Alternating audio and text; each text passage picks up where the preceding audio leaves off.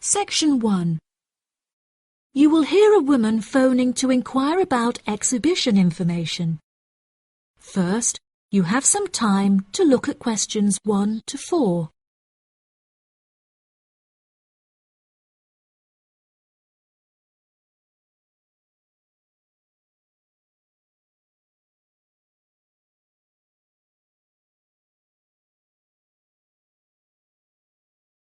You will see that there is an example that has been done for you.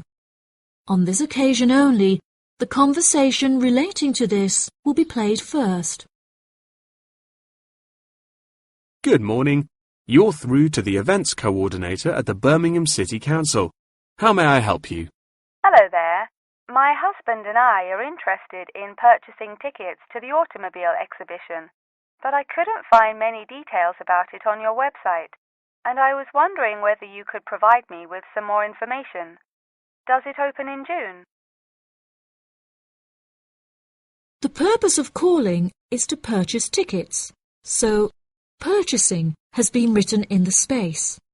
Now we shall begin. You should answer the questions as you listen, because you will not hear the recording a second time. Listen carefully and answer questions 1 to 4. Good morning. You're through to the events coordinator at the Birmingham City Council. How may I help you? Hello there. My husband and I are interested in purchasing tickets to the automobile exhibition, but I couldn't find many details about it on your website, and I was wondering whether you could provide me with some more information. Does it open in June? Yes, of course, madam. The exhibition will take place during July and will showcase the history of automobiles from the very first commercial car in the late 1800s all the way through to the present day. Is the exhibition open for the duration of July? No, madam. The exhibition will last 3 days, from the 1st of July to the 3rd of July, and then the cars will be taken to another exhibition. Okay. Does the exhibition focus on a certain manufacturer? No. It will showcase a wide range of manufacturers. Wonderful. I'm ever so fed up of going to these shows and only seeing one manufacturer. Are there any opportunities to sit in or even drive the cars? There will be many opportunities for you to sit in the cars. However, some of the cars will only be available to observe. We are yet to be told whether any of the antique cars will be available to drive. However, there will certainly be an opportunity to test driving some of the more modern cars on a purpose-built track. That sounds like great fun. I mustn't forget to bring my camera, or my husband will never forgive me.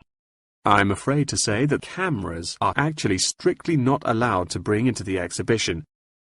There will, however, be a section where a professional photographer will be available to take photos of you sitting in a car in period clothing. Well, that sounds like it could be fun, but I assume the photos won't be free.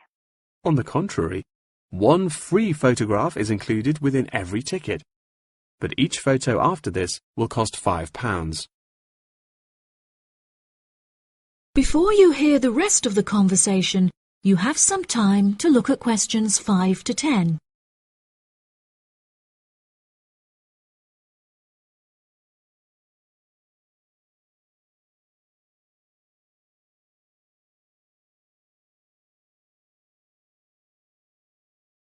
Now listen and answer questions 5 to 10. That's a nice surprise. Not many things are free anymore. I've been asking around about the ticket prices, but I haven't yet had a definite answer.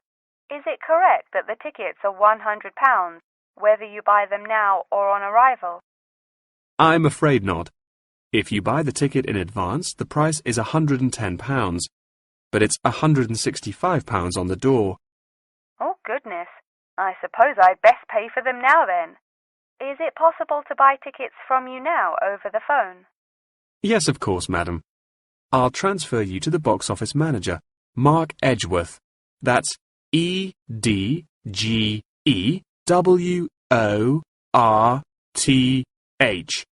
And he will probably need to take your credit card details and some personal details. Yes, that's fine. Before you transfer me, I just need to ask a few more questions. Will the exhibition be held in the Birmingham Exhibition Center? I think that's where I went last time. No, madam. The Birmingham Exhibition Center is currently undergoing some renovations, so this year all exhibitions will be held in the Summer Palace. Summer Palace? I'm not entirely sure where that is. Well, it's not too far from City Centre. Once you're in the centre, you should be able to find signs for the palace. If not, most people in Birmingham will be able to direct you. Neither my husband nor I am particularly good with directions. Is there anywhere I can find this information on the internet? Our website will give you an address. Perhaps you could visit www.directions.com for more detailed information, and they should be able to provide you with step-by-step instructions. Okay. And is this the best way to contact you, by phone? I think the most convenient way to contact us is inquiring online, which is much simpler than having to dial various different numbers to reach the right person. Unless you have any more questions, I'll transfer you now. No, that's great. Thank you for your help. That is the end of section 1. You now have half a minute to check your answers.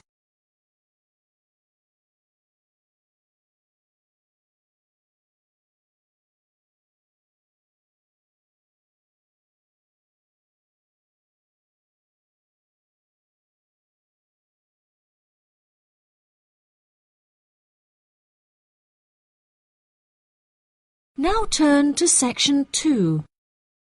Section 2. You will hear part of a talk given by a member of staff at a hospital. First, you have some time to look at questions 11 to 15.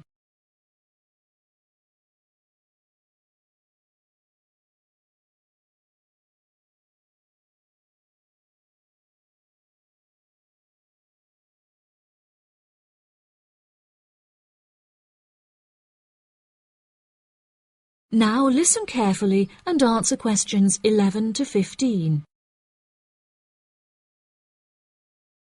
Hello, and welcome to the homepage for the Healthy Hearing Medical Clinic and Surgery, where we'd like to share a little more information about the services we provide and more. Our hospital is one of the leading specialised hospitals in the United Kingdom, attracting the very best healthcare professionals from around the globe. Not only are we a leading medical practice, but we are also the only hospital in the United Kingdom dedicated entirely to the treatment of and research into the curing of hearing loss. Our facilities and staff here are renowned across Europe, attracting thousands of patients a year. Our consultations can number anything up to 11,000 patients a year. However, we aim to treat around 5,000 patients a year so as to maintain and ensure the quality of our services. Our patients are guaranteed the highest standard of care, as well as the use of our first-class facilities. All patients requiring overnight treatment are provided with their own private room with ensuite facilities, as well as a state-of-the-art entertainment centre, which includes a flat-screen LCD television and PlayStation. Appointments with our healthcare professionals can be made at any time during the week, with female doctors available between 8 a.m. and 11 a.m. If you need to see a doctor outside of these times, please visit the Out of Hours page of our website for more information. Our doctors are all trained to an exceptionally high standard and practice a vast array of specialities. Mr. Roberts is a fully qualified ear and throat specialist. Mr. Edwards is a pediatric hearing specialist, while Mr. Green specializes in reversing hearing loss. For more details about our people, please visit the staff members page on our website. During a consultation, doctors will sometimes decide medication is required, for which patients should receive a prescription. There are several pharmacies within the city. However, we recommend that patients use the pharmacy housed within our healthcare facility. Our in-house pharmacy is well stocked at all times. Our products are competitively priced, and our pharmacists are on hand to help and advise from 8 a.m. until 10 p.m. from Monday to Saturday, and from 9 a.m. until 12 p.m. on Sundays.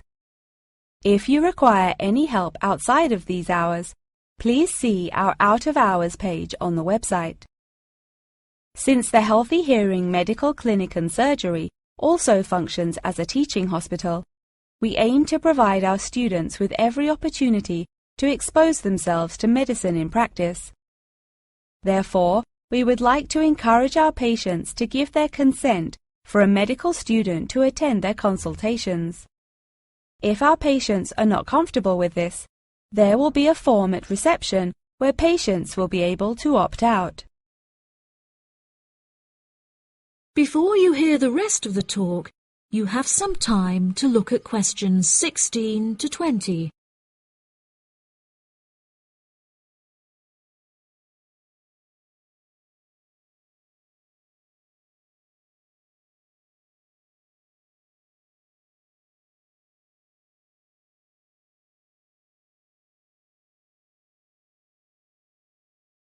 Now listen and answer questions 16 to 20.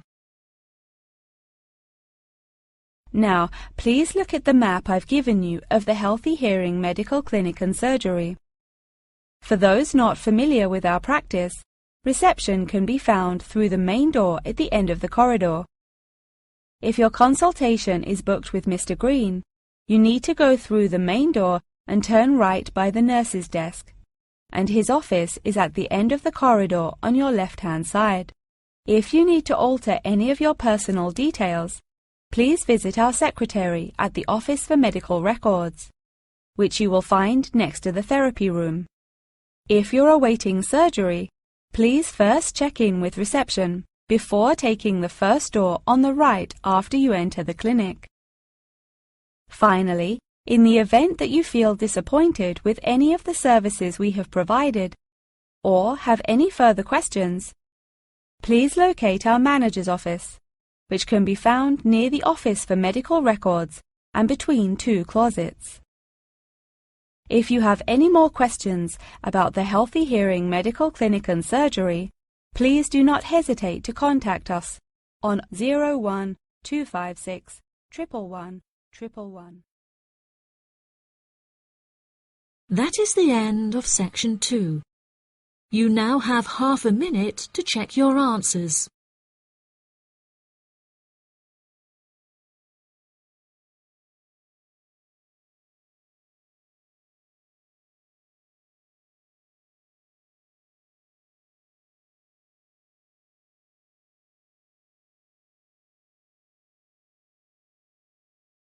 Now turn to section 3. Section 3. You will hear Jim and Jane, two students, talking about their professor's lecture. First, you have some time to look at questions 21 to 25.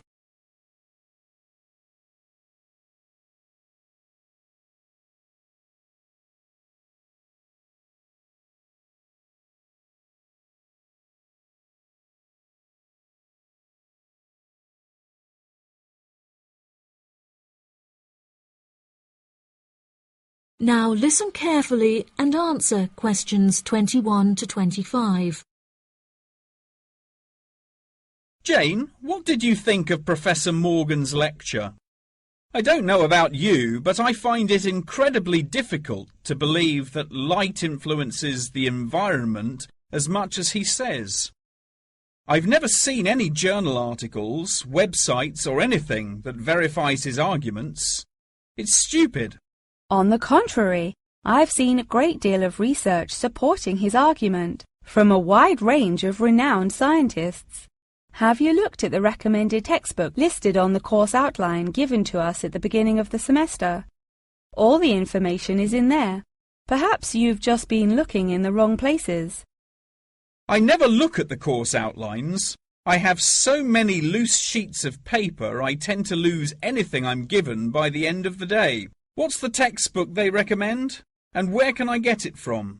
I should probably go buy it soon. I'm already behind in the course. Yeah, you definitely should buy it. And our grades are more important this year. It's called The Influence of Light on the Environment. You should be able to find it in the bookshop on campus. If not, they'll order it within 2 weeks. In the meantime, you should read up on Ken Simpson's work. He argues that in order to protect natural habitats, governments should endeavour to turn off lights in cities at night. Well, that's controversial. I doubt any government would be willing to do that any time soon. I imagine roads would become quite dangerous without street lighting.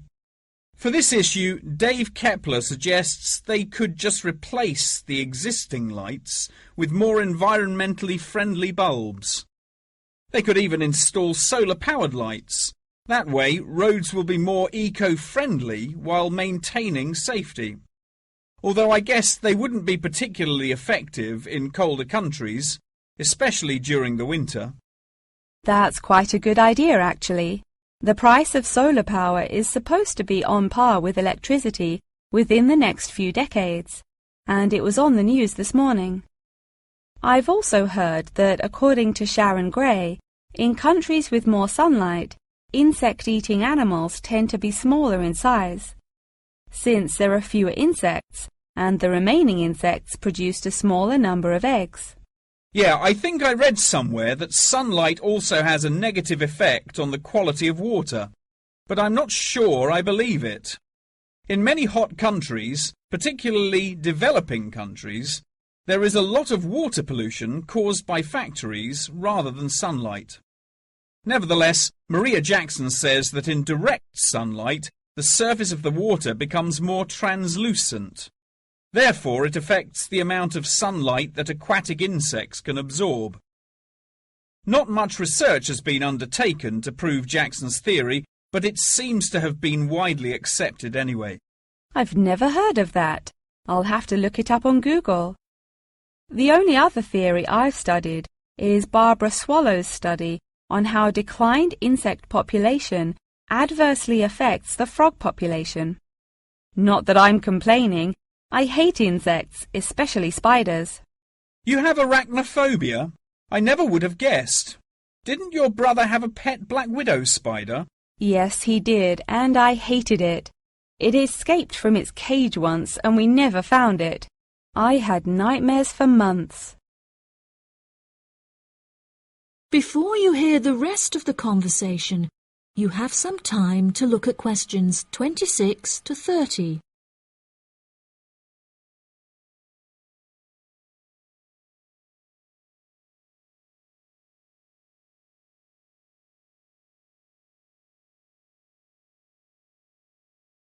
Now listen and answer questions 26 to 30.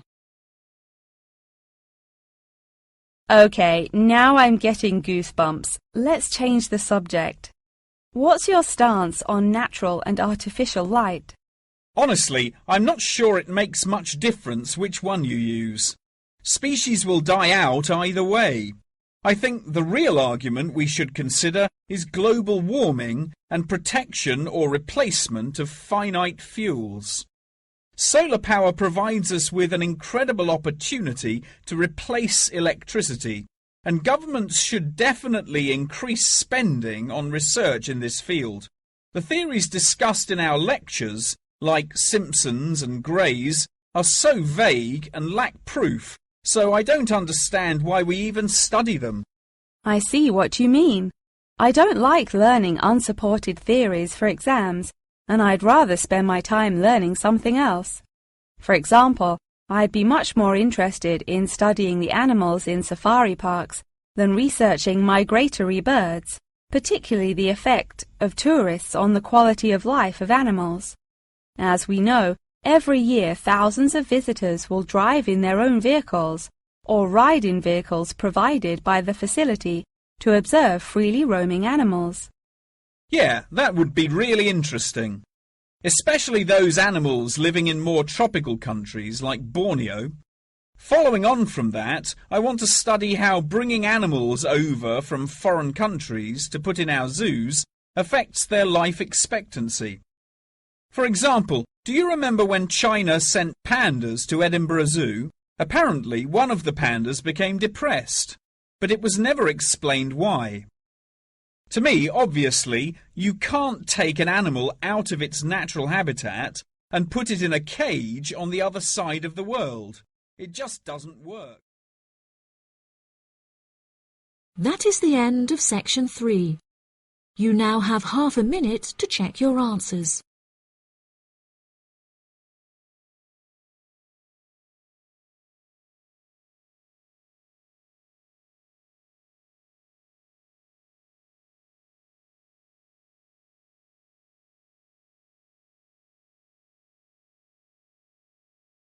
Now turn to section 4. Section 4. You will hear a talk on the history of football in Great Britain in the 19th century. First, you have some time to look at questions 31 to 40.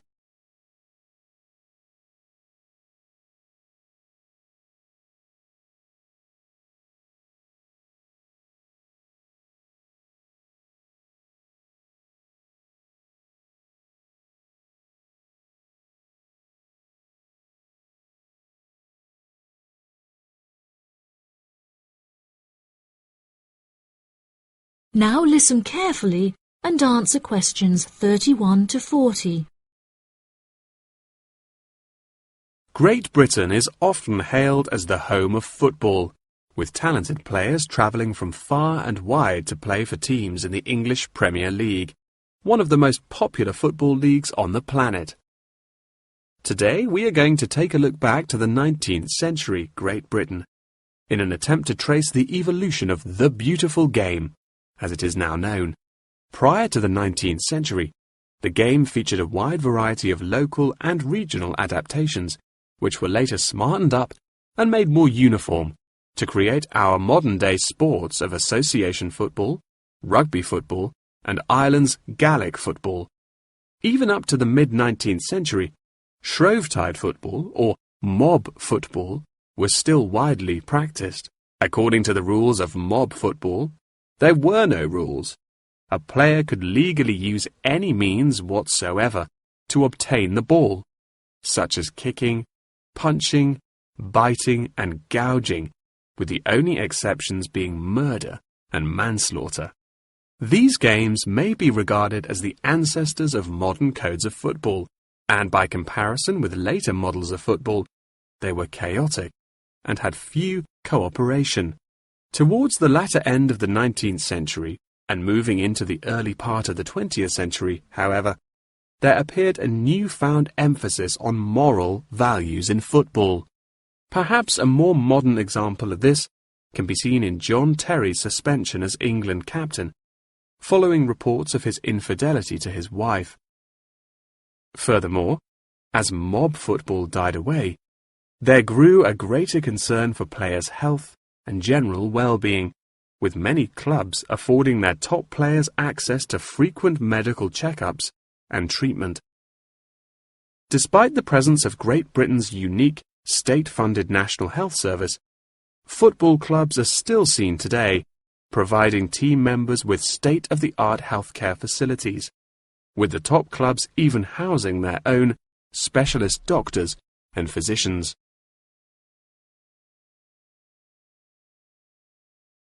Today, football is a key feature of school children's day-to-day education, particularly for boys.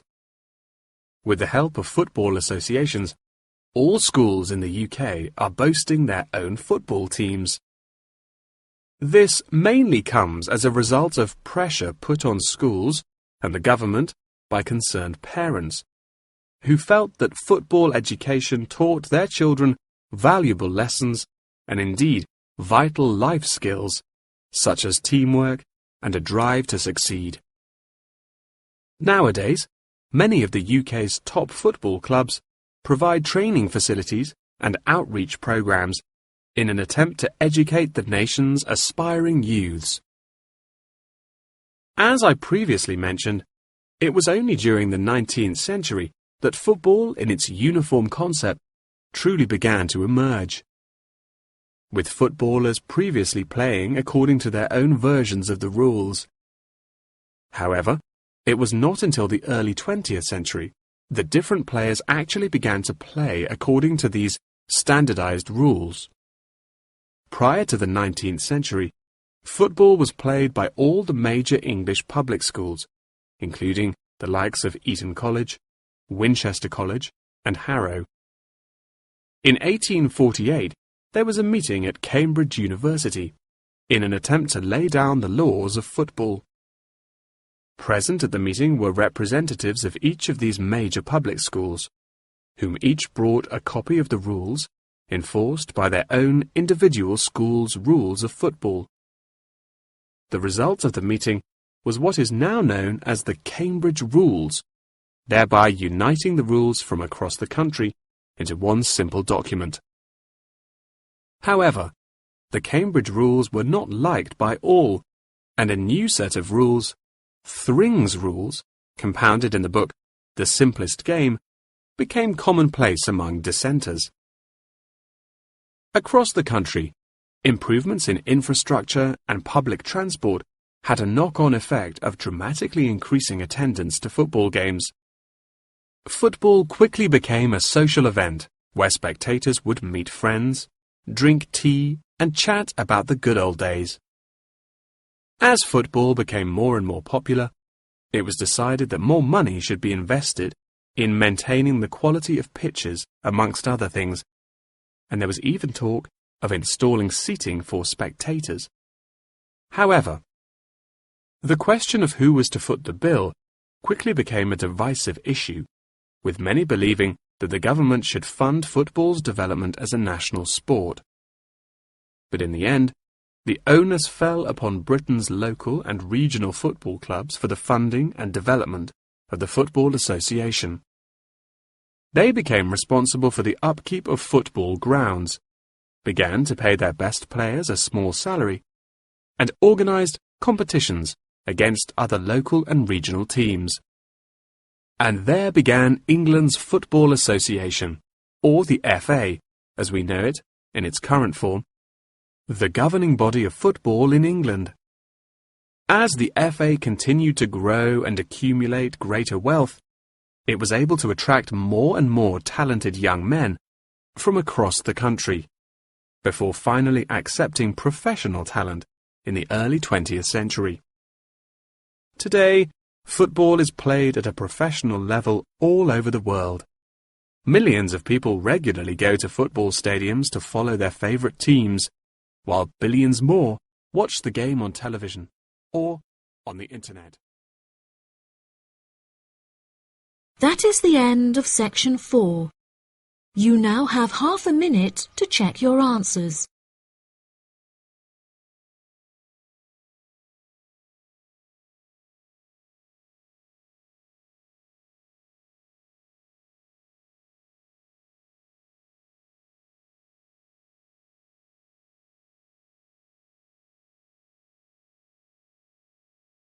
That is the end of the listening test.